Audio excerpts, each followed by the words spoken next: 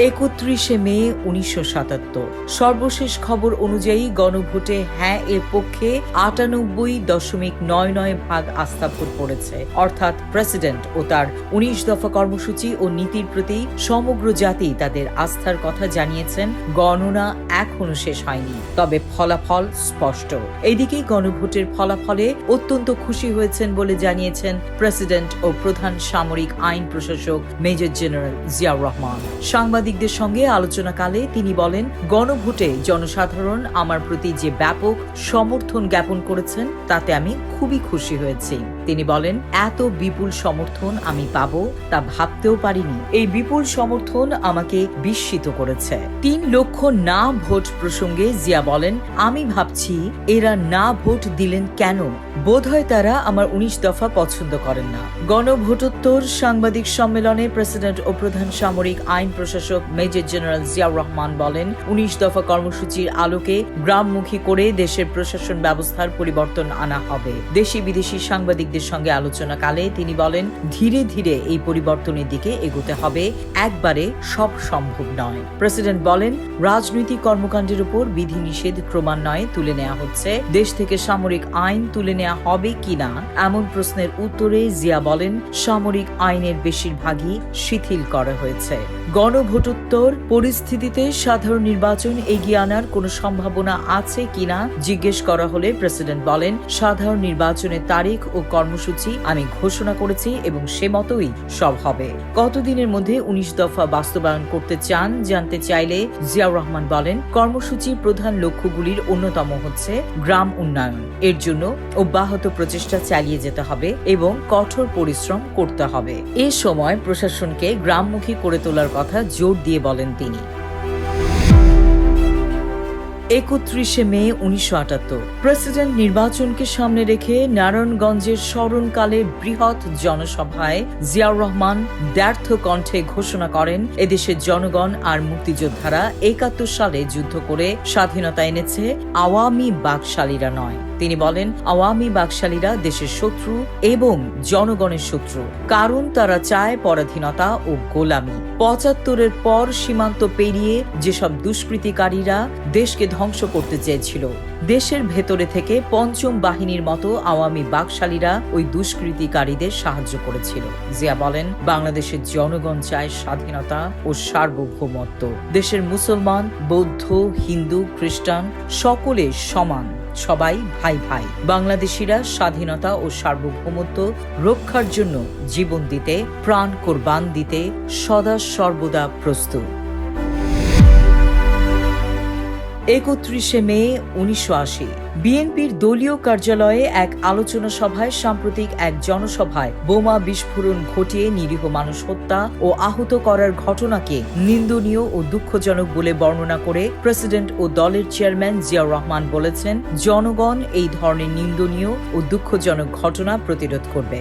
President বলেন, আমি বিশ্বাস করি যে বোমা বিস্ফোরণের জন্য দোষী ব্যক্তিরা ধরা পড়বে। তিনি বলেন, অস্ত্র ও বোমাবাজির রাজনীতি যারা করেন তারা নিজেদের ক্ষতি নিজেরাই করছেন। এই রাজনীতি দিয়ে কেউ কোনোদিন প্রতিপক্ষের ক্ষতি করতে পারেনি। প্রেসিডেন্ট বলেন, সামাজিক ও রাজনৈতিক ক্ষেত্রে আমরা পুরনো দিনে ফিরে যেতে পারি না। প্রক্রিয়াকে পরাস্ত করে প্রগতির পথে আমাদের এগিয়ে যেতে হবে। অতীতের দায়সারা সাংগঠনিক কার্যধারা পাল্টে ফেলে রাজনৈতিকভাবে ঐক্যবদ্ধ হয়ে কাজে ঝাঁপিয়ে পড়ার আহ্বান জানান প্রেসিডেন্ট।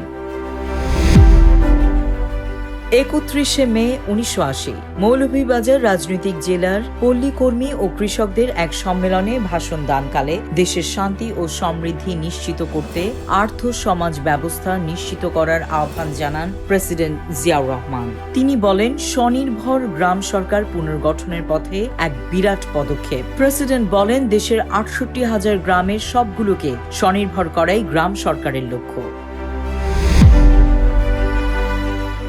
31 মে 1981 প্রিয় প্রেসিডেন্ট জিয়াউর রহমান নেই, এটি দেশবাসী কিছুতেই মেনে নিতে পারছেন না। সবাই শোকার্ত, সবার মধ্যে প্রিয়জন হারানোর শোক। এমন মন খারাপ করার সময় বাংলাদেশের আর কোনো দিন আসেনি। পুরো দেশ কাঁদছে শিশু থেকে বৃদ্ধ সবাই। সকাল থেকে অঝোর ধারায় বৃষ্টি ঝরছে, যেন প্রকৃতিও দেশবাসীর দুঃখে সামিল হয়েছে।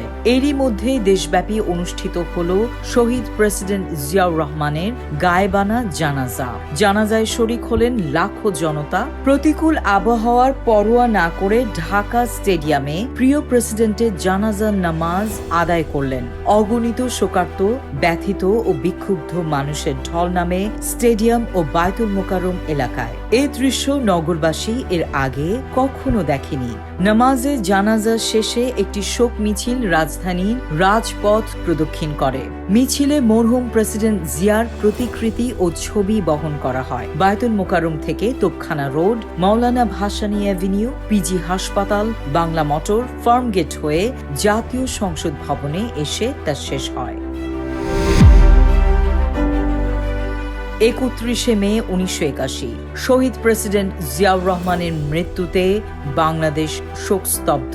বিশ্ব নেতারাও এই হত্যাকাণ্ডে শোক প্রকাশ করতে থাকেন। যুক্তরাষ্ট্রের প্রেসিডেন্ট রোনাল্ড রিগান তার শোক বাণীতে বলেন, প্রেসিডেন্ট জিয়ার হত্যাকাণ্ডে আমি শোকাহত ও মর্মাহত হয়েছি।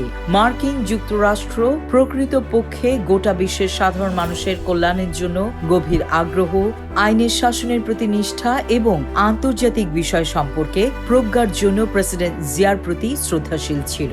প্রেসিডেন্ট রিগান বলেন, সাম্প্রতিক কালের অগ্রগতি ও স্থিতিশীলতাকে রক্ষার জন্য মর্মান্তিক ঘটনা সত্ত্বেও বাংলাদেশের মানুষ দৃঢ় সংকল্পবদ্ধ এবং ঐক্যবদ্ধ রয়েছেন বলে আমি বিশ্বাস করি। বেগম খালেদা জিয়া ও তার 2 সন্তানের প্রতি আন্তরিক শোক প্রকাশ করেন প্রেসিডেন্ট রিগান। ব্রিটেনের রানী এলিজাবেথ বেগম খালেদা জিয়ার কাছে প্রেরিত বাণীতে বলেন, এক ভয়াবহ পরিস্থিতিতে আপনার স্বামীর মৃত্যুর খবর জেনে আমি মর্মাহত হয়েছি। বাণীতে রানী বলেন, তার সঙ্গে যখন আমার দেখা হয় তখন বাংলাদেশের জনগণের প্রতি যাদের জন্য তিনি কঠোর পরিশ্রম করে গেছেন তাদের সম্পর্কে তার উষ্ণ অনুভূতির কথা জেনে আমি দুঃখিত হয়েছি। আমি ও আমার স্বামী আপনাকে আমাদের গভীর সহানুভূতি জ্ঞাপন করছি। ব্রিটিশ প্রধানমন্ত্রী মার্গারেট থ্যাচার তার শোক বাণীতে বলেন, প্রেসিডেন্ট জিয়াউর রহমানের হত্যাকাণ্ডে আমি সন্তুষ্ট হয়েছি, যার নেতৃত্বে ও দৃষ্টান্তে বাংলাদেশ অগ্রগতি ও আন্তর্জাতিক মর্যাদা লাভ করেছিল। একজন বন্ধু ও প্রজ্ঞাসম্পন্ন রাজনীতিকে হারিয়ে আমরা সকলেই মর্মাহত। প্রেসিডেন্ট শহীদ হওয়ার খবরে শোক জানান সৌদি আরবের বাদশাহ খালেদ বিন আব্দুল আজিজ। দেশটির পক্ষ থেকেও দেওয়া হয় শোকবাণী। এতে বলা হয়, সৌদি আরব এমন মর্মান্তিক ঘটনার জন্য গভীর দুঃখ ও তীব্র নিন্দা জানাচ্ছে। চীনের ন্যাশনাল পিপলস কংগ্রেসের স্ট্যান্ডিং কমিটির চেয়ারম্যান ইয়ে জিয়াংইং ও প্রধানমন্ত্রী ঝাও ঝিয়াং তাদের বাণীতে বলেন, মর্মান্তিক ঘটনার সংবাদে আমরা শোকাহত। তারা বলেন, প্রেসিডেন্ট জিয়াউর রহমান ক্লান্তিহীনভাবে জাতীয় স্বাধীনতা ও রাষ্ট্রীয় সার্বভৌমত্ব রক্ষায় এবং জাতীয় অর্থনৈতিক ও সাংস্কৃতিক উন্নতির জন্য কাজ করে গেছেন। তিনি চীন ও বাংলাদেশের বন্ধুত্বপূর্ণ সম্পর্ক ও সহযোগিতার ক্ষেত্রে গুরুত্বপূর্ণ অবদান রেখে গেছেন। পাকিস্তানে 2 দিনের রাষ্ট্রীয় শোক ঘোষণা করেছেন প্রেসিডেন্ট জিয়াউল হক। এক শোক বাণীতে তিনি বলেন, প্রেসিডেন্ট জিয়াউর রহমানের মর্মান্তিক মৃত্যুর খবরে ব্যক্তিগতভাবে আমাকে এবং পাকিস্তানের জনগণকে গভীরভাবে শোকাহত করেছে। তার এই অসময়োচিত মৃত্যুতে বাংলাদেশের জনগণ একজন মহান নেতা ও রাজনৈতিক ব্যক্তিত্বকে হারালো, যিনি আন্তর্জাতিক ঐক্য ও সমৃদ্ধিকে সংহত করতে শ্রান্তিহীন কাজ করে গেছেন এবং আন্তর্জাতিক ক্ষেত্রে দেশকে অতুলনীয় মর্যাদার আসনে অধিষ্ঠিত করেছেন। প্রেসিডেন্ট জিয়ার শহীদ হওয়ার খবরে এদিন আরও শোক প্রকাশ করেন জাপানের সম্রাট হিরোহিতো ও প্রধানমন্ত্রী, জর্ডানের বাদশাহ হোসেন, নেপালের রাজা বীরেন্দ্র, ভুটানের রাজা জিগমে সিংহে ওয়াংচুক, ইন্দোনেশিয়ার প্রেসিডেন্ট সুহার্তো, কাতারের আমির শেখ খলিফা বিন হামাদ আল থানি প্রমুখ বিশ্ব নেতৃবৃন্দ।